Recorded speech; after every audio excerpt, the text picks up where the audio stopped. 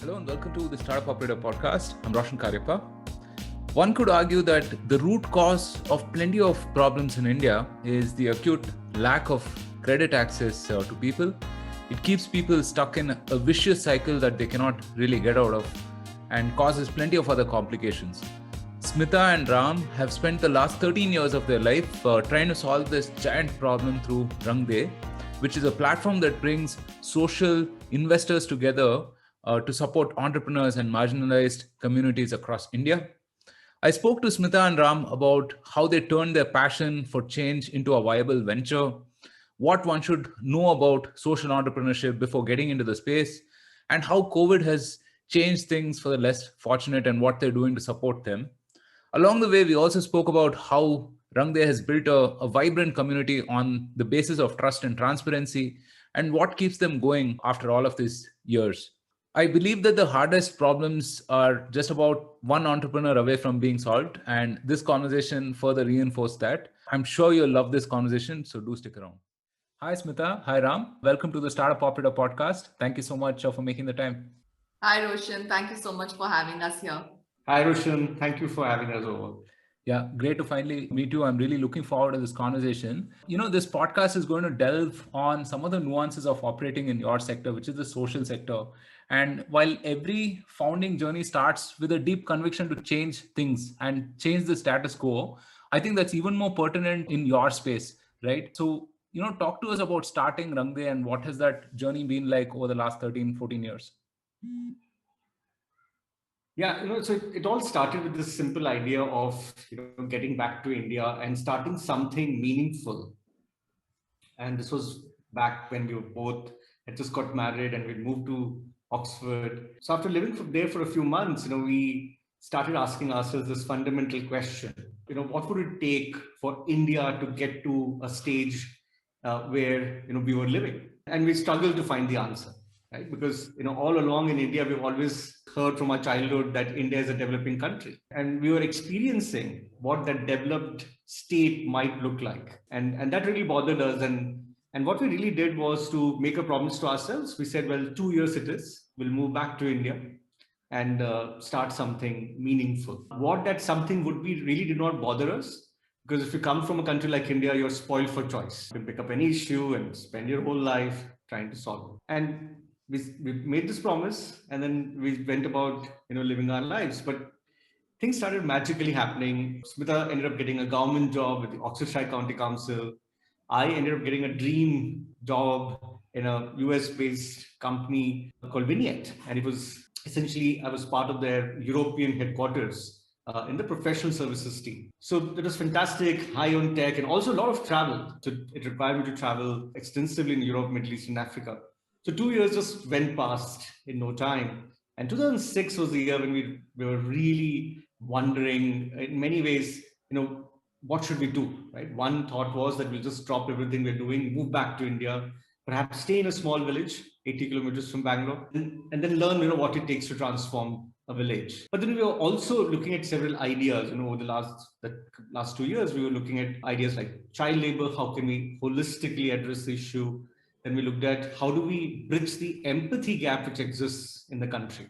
Because most of us, we have perhaps a 140 character definition of all the problems which India faces. Beyond that, we will really struggle. So we felt that if most of us don't even know what the problem is with all its manifestations, we may not even, make an attempt to solve it. So the idea was initially to build an online platform, but eventually a television platform which would then bring people closer to the issues. And the third idea we looked at was how do we, create doorstep rural employment? Because very often, in fact, last year, panned out quite bitterly. But overall, I think if you look at it, there's a lot of migration across the country, but also outside the country, because there are not enough jobs, and we all know this. But the idea was to use technology, design, and the logistics and the road infrastructure, which is improving quite dramatically. Idea was to see if we could create a hub and spoke model where the peripheries in a 60 to 80 kilometer radius would become the spokes, and they would produce goods and services which the hubs will consume. A hub would be a city like Bangalore. And then finally, we stumbled across microcredit, We just heard that Mohammed Yunus and the Grameen Bank had jointly won the Nobel Peace Prize. So our initial response was, well, Bangladesh is a poor country. India is far better off.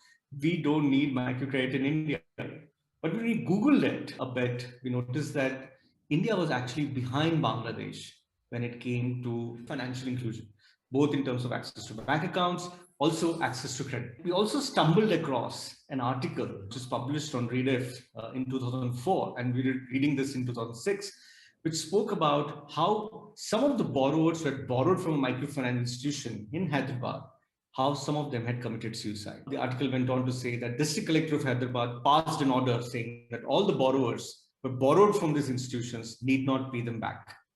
Now, please remember this was 2004 and not 2010. So 2004, it was just starting this whole industry in some sense. The thought leaders in the sector came rushing to the district collector and said, sir, please take your order back, because if you don't, then we'll have to shut down. The district collector said, I understand what Mohammed Yunus is doing in Bangladesh, but that is not what you're doing in India.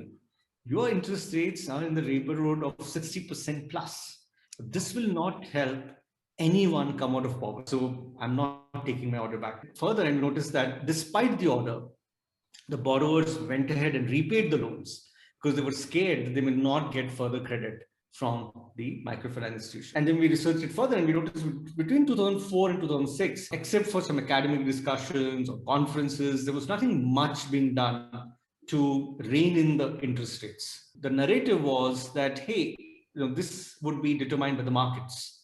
So if we have more people coming into the space, they will get addressed. So we felt that, and then on the other hand, we were reading about Mohammed Yunus. We read his book, Creating a World Without Poverty, and a lot of his articles. And what Mohammed Yunus was doing was radically different and also very pristine, right? So his point was, if you're doing microcredit, then do it in a manner which helps people come out of poverty, right?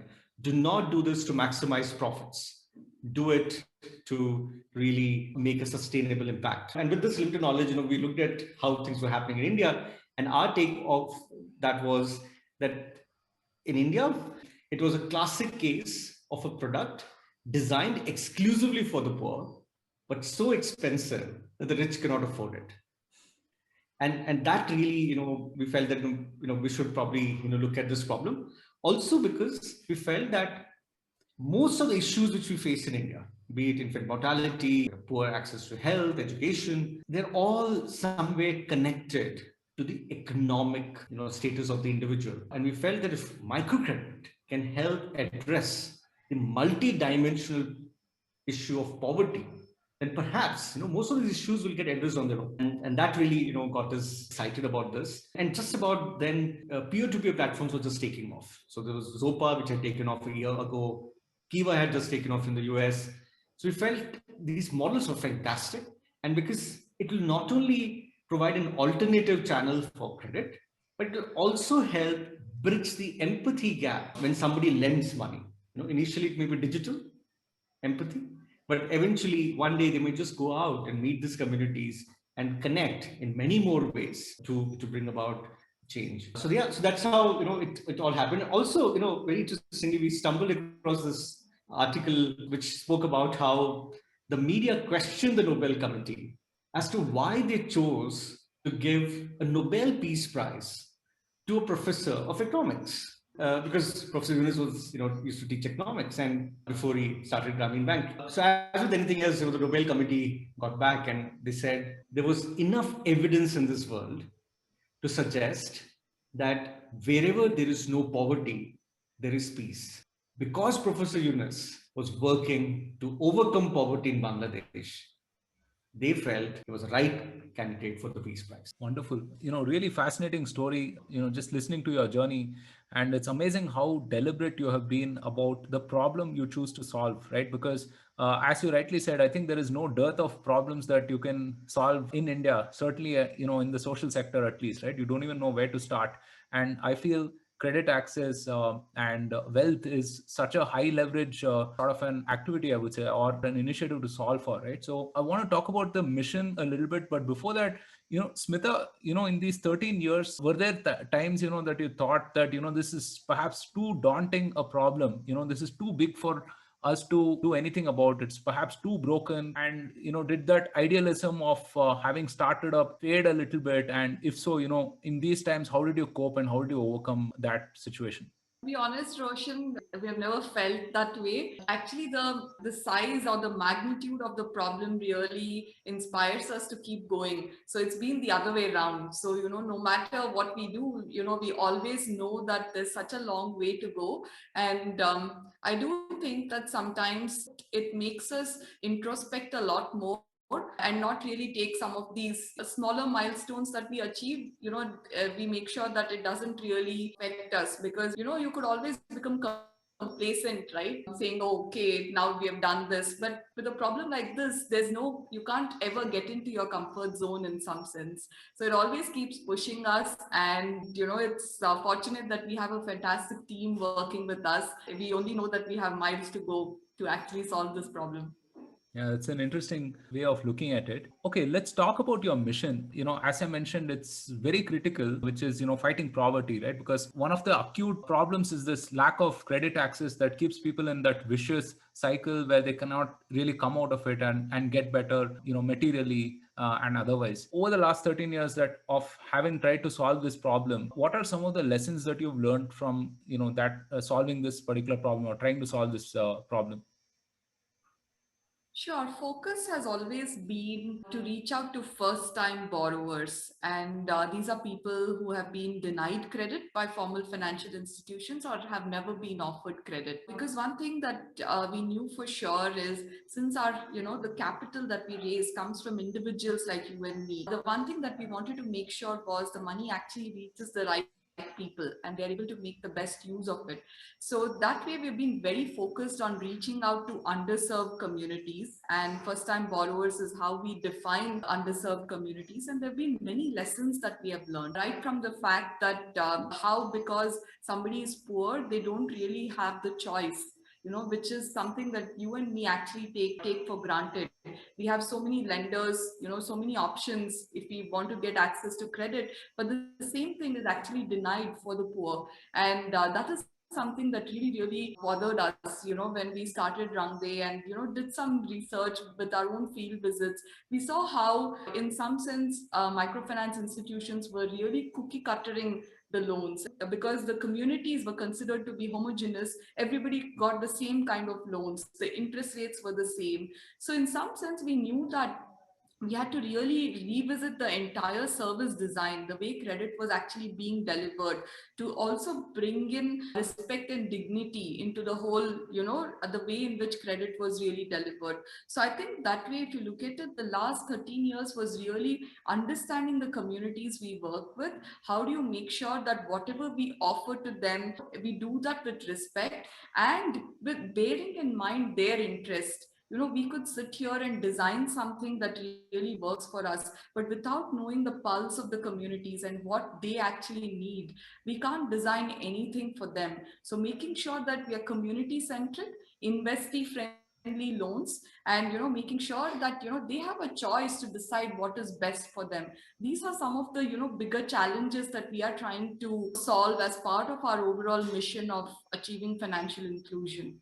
Like a lot of the other sectors, right, there are some misconceptions that one has about the sector itself or the business model or the way things are run, right? And one of the things I realized, and I was just listening to this on a podcast, that we often think of people, not very wealthy people or poor people generally, as people who will not pay and who are not committed to pay, but then they have a higher commitment to pay because it's also seen as a sort of a social stigma to not be to default and so on and so forth, right? And this is despite being sold really bad products at that, I mean, at the atrocious interest rates that we talk about. So are there any other such misconceptions within P2P itself or credit access that you're solving for that one should know of?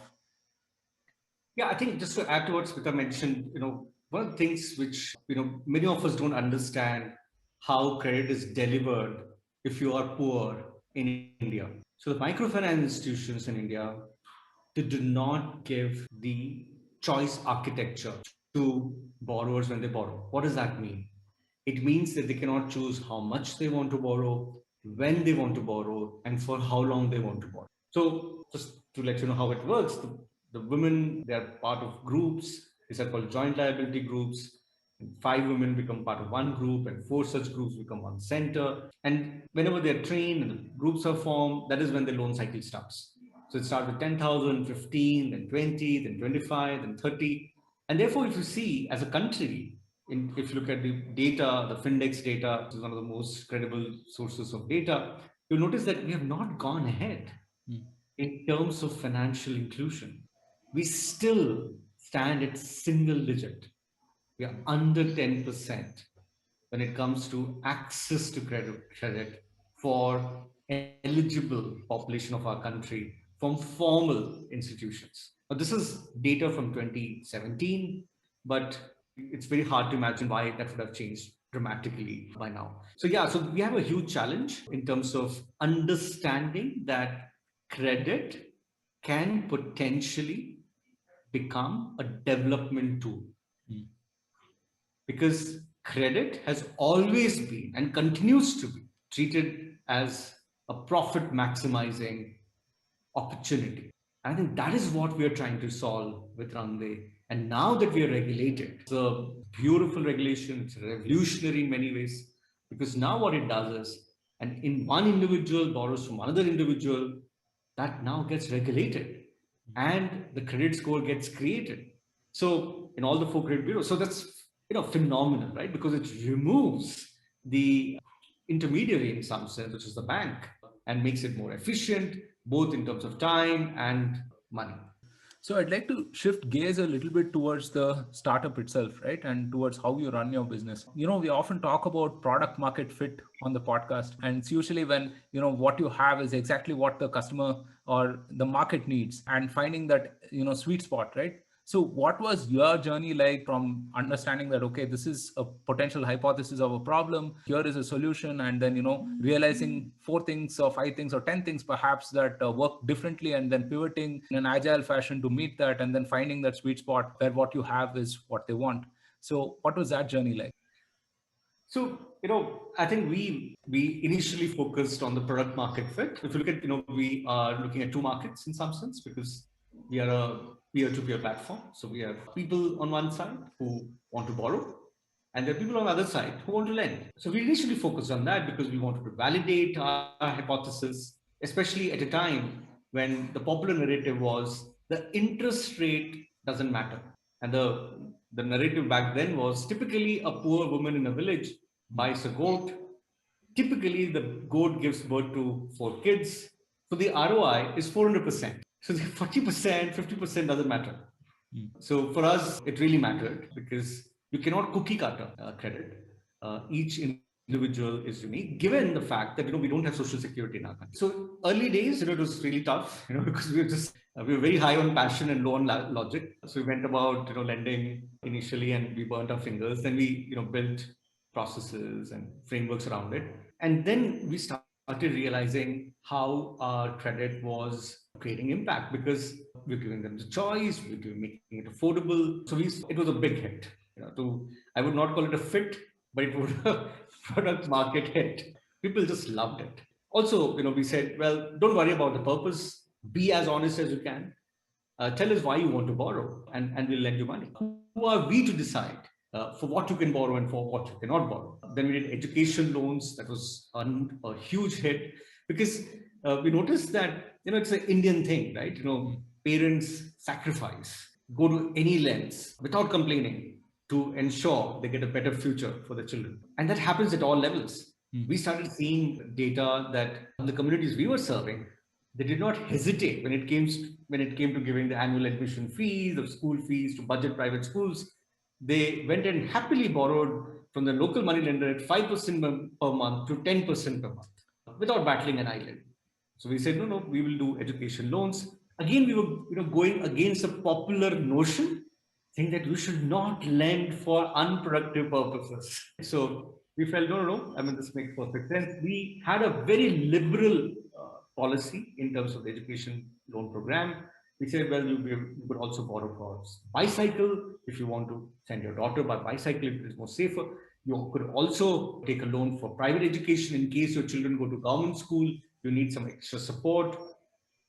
It was amazing. We did about $1 million, not much, but it was a great experience. And overall, I think we really worked hard in that sense, in validating those use cases. And over 9 years, we worked across 18 states, and we were able to serve more than 66,000 households. Yeah, so that was the product market hit, the demand side. But the supply side, and that is where I think, we hit a lot of air pockets, turbulence, because, we never looked at ourselves as a tech or a product company. We felt that, maybe we should just focus. In fact, we did not have engineering in house, even though I was a techie myself. And maybe that's the reason I said, we're not going to do tech. But then we realized very painfully that, tech was something which was our soul. I mean, we need to do this. And then we started building an engineering team and pivoted, as you said, we pivoted, we became a tech product company, if you will. And there, I think the product market fit happened a bit more slowly because people have started appreciating what we were trying to do, because it's very experiential. Our product, if you can call it a product, it's not something which you wake up one day and say that, hey, you know what, I want to lend money to someone. So people started appreciating, and it was very, very organic. But then we also saw a beautiful, not a hit, but a fit. So we are away from a hit yet. And then we had to do this RBI regulatory changes, relaunch, rebuild the product and all of that. Yeah. So we're still in that, we are hustling to get to that fit stage, and then to a hit stage as well.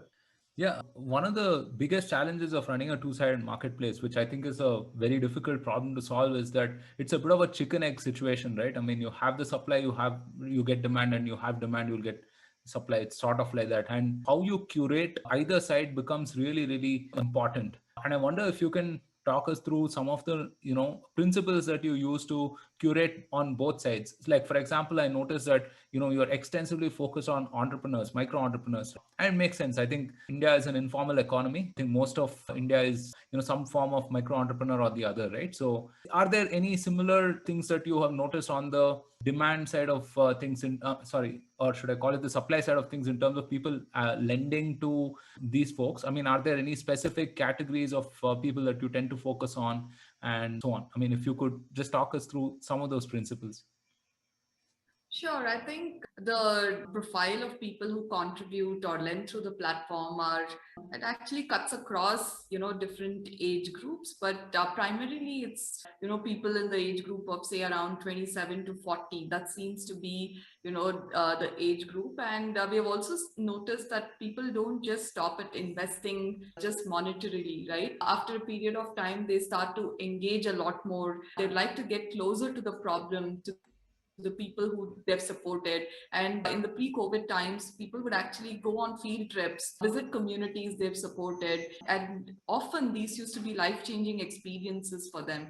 And that is where the whole, bridging the empathy gap kind of happened. We didn't really expect that that's how powerful it would be. So over a period of time, what we have seen is the people who connect with the platform and stay on, and the way in which their engagement increases is just fantastic. So it starts with small sums of money initially, but once they understand the model and appreciate it, we see that both monetarily and otherwise their engagement really goes up. So I would say that the reason why we are here today is only because of our lenders. We call them social investors on the platform, and it's purely because of them that we have actually made it this far. And in fact, they've made it possible for us to even restart Rangde after this whole transition happened. Because I'm not sure if you're aware, Roshan, when this transition was happening, it was too sudden. Even though we knew that, the peer-to-peer lending regulations would come through, when it happened, we had to really answer a lot of questions, to ourselves on how would it be to transition from a non-profit to an RBI regulated entity.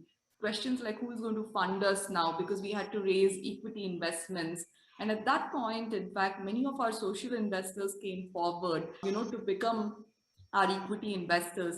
And till date, we are entirely funded by individuals, and all of them are actually our social investors. I think we would be one of those unique companies where our customers are also our investors. So that way, I feel that if you're thinking about the product market fit, for us, nothing can be a bigger testimony that, our own customers are our investors, and they believe in our mission so much that, they really, put in everything that they have to make Rangdev work. So, that's been a little experience on the lender's side. And Roshan, when the regulations came out, we were approached by many investors, commercial impact. We clearly didn't want to go the path where commit to speculative returns or time-bound returns. So we were actually taking a step back. And at was that stage, many of our lenders on the platform, we call them social investors, they wrote to us and they said they'll be happy to put in some money in the company. So we asked them, so what will be your terms? Because by then we had heard many stories about term sheets, and they said, well, you define the terms, we'll give you the money. Even before we knew it, we raised 2 crores in less than a month from 23 individuals without a term sheet. Amazing. And that was a huge shot in the arm. We were so overjoyed, and we said, okay, at least we can go and file for the application. We had no clue how we would raise the subsequent rounds. But we said, we were deeply grateful to them. And we said, the first responsibility would be to file for the application, then worry about the rest later. And today, as Smita said, we entirely funded by 95 angels, and they've cumulatively invested $1 million. Wonderful. Wonderful. Yeah, it's also the attribute of the platform itself, right? You have to go beyond the transaction itself and build that trust and yeah, and sort of that community feeling as well, that you're doing something beyond this transaction, and you're actually making a difference in people's lives. I wonder if you can inform our audience about community building itself. What have you learned about communities, some of the do's and don'ts around how one can go about building a community around a mission?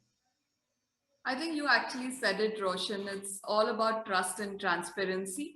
And something that we have always believed in is to make our social investors and lenders a part of the family in some sense. So for us, they've always been extended team members, and we have shared everything with them, the good, bad, and the ugly, to such an extent that when things go wrong on the field, there's been a delay in the repayments, our social investors are the first ones to know. So we talk less about our success stories, but more about our failures and our challenges with them. And that immediately makes them feel a part of the community. And especially for our early lenders slash social investors, they had a sense that they're co-creating Rangdev with us. Many of them actually went on to create local chapters for us. And when they would go and speak to somebody about Rangdev, people would ask them, are you the founding team member of Rangdev? So that's the conviction with which people would go and talk about us. And so what we really needed to do was just be yourself, invest time in them, and make them feel a part of the community, and ensuring that you're transparent all the time. Not really being insecure about your own challenges, weaknesses. That really helped, and till date we actually maintain the same kind of transparency with them. Sometimes people find it, I think it's very difficult for people to accept that level of transparency, and we do have conversations where lenders are like, oh, why have there been delays and things like that. But by being open, having a conversation with them, you're really able to address those concerns, and they become converts for life. They stay with you forever. So it's, if you really are looking at how do you help customers transition into lifelong community members, you really need to invest and make sure that trust and transparency are the founding principles, and really stay true to it. Right. I'm actually reminded of a study that I read some time back where it said that people who had service issues resolved really well had a higher net promoter score than people who had no issues at all. So it actually builds a lot more trust, apparently. I mean, at least and that's been anecdotally true for me as well. We're living in such exceptional time. 2020 and beyond has been such a stress on all of us, phenomenal stress on all of us personally, professionally. And what you are doing must have assumed a greater importance during these times, right? So can you talk about how things changed, and what have you learned from this entire experience? Yeah, I think last year was a very tough year because we had just got the license in September 2019. We were warming up to the launch and partnerships. February is when we started getting early signs, the pandemic may hit India. But the moment it happened, we put a stop on all our loans, and we're wondering what we should do because if the nation is under a lockdown, there's no point in giving out credit. But just about that time, we got this distress call from a group of farmers in Yavatmal. The markets were crashed. They had just harvested and they wanted credit against the produce they had made and which they were willing to keep in a warehouse. So they wanted warehouse finance. So in 24 hours, we raised ₹1,000,000 and we gave it to them interest free. And we said, okay, at least we were able to help these farmers. And then soon after, and if you remember those days, there were a lot of these WhatsApp groups which had kind of sprung up almost overnight. And there were many of these groups in which this was getting, talked about, saying that, hey, Rangde gave interest-free loans to a group of farmers. And then we started seeing a lot of people talking about it and reaching out to us. And we said, okay, now looks like despite the lockdown, this is one community which will have to work. Otherwise, we will not have food on the table. So we spoke to all the, some of the most amazing organizations in the country, like Pradhan, Harsha Trust, ASA, Vasan, many others, who all of them said, we want to be part of this campaign if you're launching a campaign for farmers. Fortunately for us, there was this wonderful collective of organizations which had come together. Now, this is beautiful to see self-organized kind of a collective called RCRC Network. It stands for Rapid Community Response to COVID-19. It was indeed very rapid. In a matter of 1 week, communities came together. Around 50 organizations across the country came together. They rallied with the government of India to say that any money which is stuck at any level, it should be instantly released because it will give some relief to the communities. They were able to raise $1 million to give out as grant relief to the communities. And we partnered with them.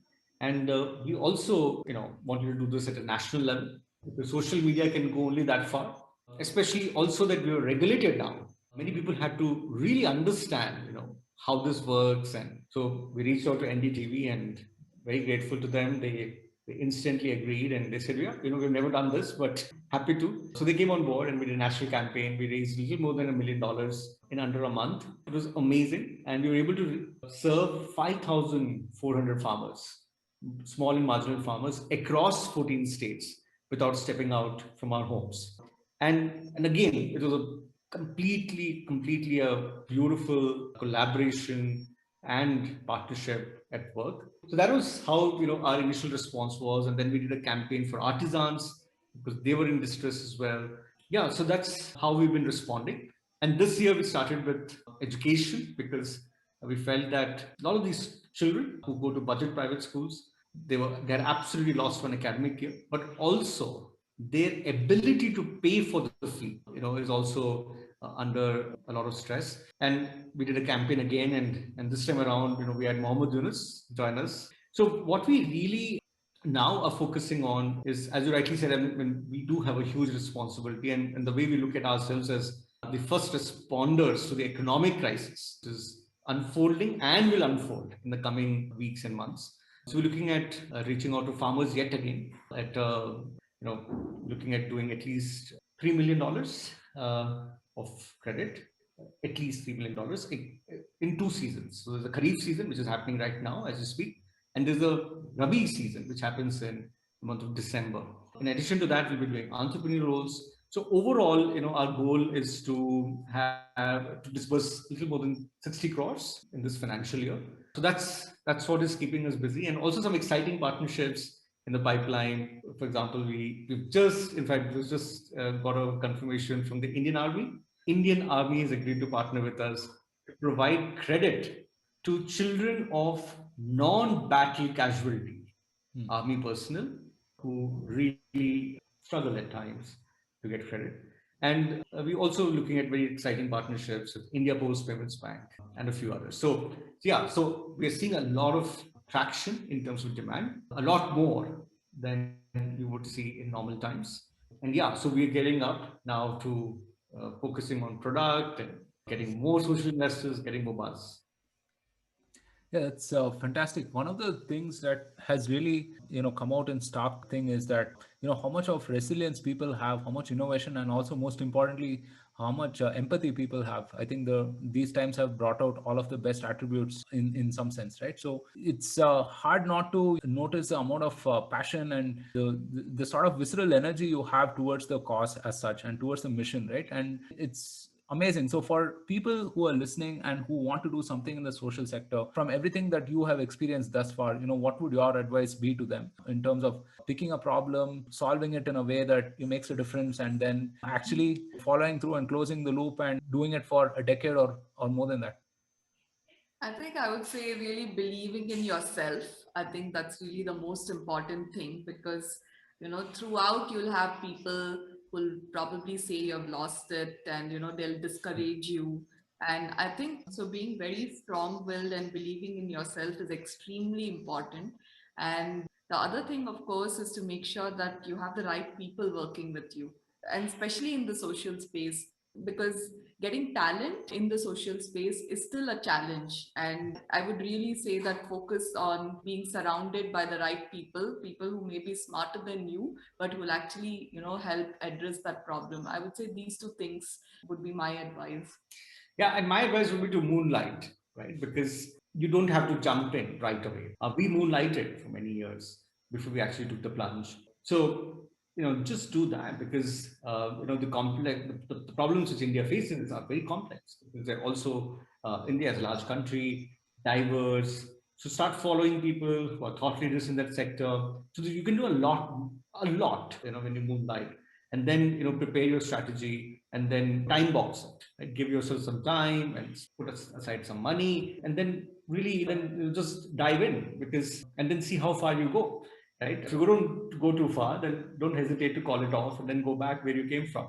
But it's very important to give ourselves that opportunity and not be, worried about what will people say, what will happen if I don't succeed. All of that sometimes, holds us back. And I think that is something which, I think really helped was, we were very clear that we're willing to fail and acknowledge as well. So that willingness really made us come this far.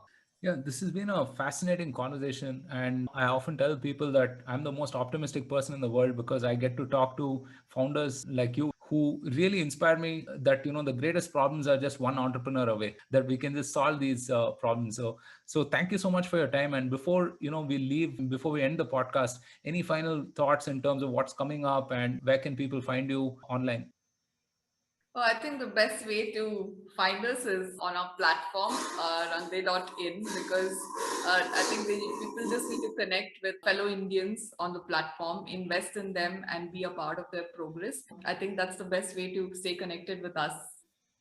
Yeah, absolutely. And I think especially in the current times, I think it's very, very important that, we are able to provide credit to communities who are completely, affected, adversely, and they, really, they're going to have a huge and a tough time rebuilding their livelihoods. So yeah, I think Runway would be a great platform for them to participate and reach out to them. Fantastic. Thank you so much, Ram. Thank you, Smita, as well, for joining us on the Startup Operator podcast, and look forward to talking to you sometime soon again, and all the best for all of your future endeavors. Thank you. Thank you, Roshan. Thank you so much. Thank you so much. Thank you so much for listening. If you liked this episode, then don't forget to subscribe to us on your favorite platform and share this episode with all of your fellow startup operators. Also, follow the Startup Operator on LinkedIn and Twitter for more updates. Stay safe, take care, and see you soon on a brand new episode of the Startup Operator.